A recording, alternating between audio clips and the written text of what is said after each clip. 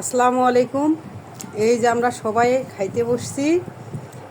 রান্না করলাম আজকে এই যে শুটকি ভর্তা করলাম, আর এই যে আম দিয়ে ডাউল রান্না করছি। আম ডাউল, গরমের দিন আম ডাউল না খেলে কি হয়? এই যে আম ডাউল। আর এটা হলো গাছের ধুন্দল ভাজি করছি, গাছের ধুন্দল। আরি সাপসানা কি করে রে? হ্যাঁ, কি খায় আরি সাপসানা? সাদা ভাত। আর এই জায়গায় হলো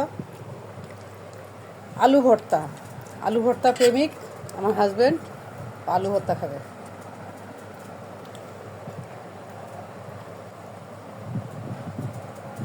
আর এই যে আমি শুটকি ভর্তা দিয়ে ভাত খাবো।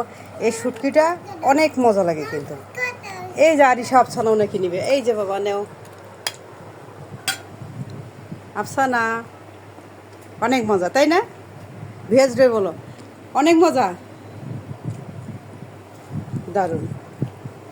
আপনারাও এইভাবে শুটকি ভর্তা মাখায়ে খাইতে পারেন।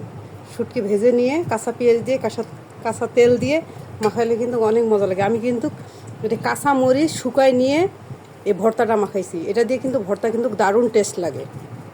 আল্লাহ হাফেজ।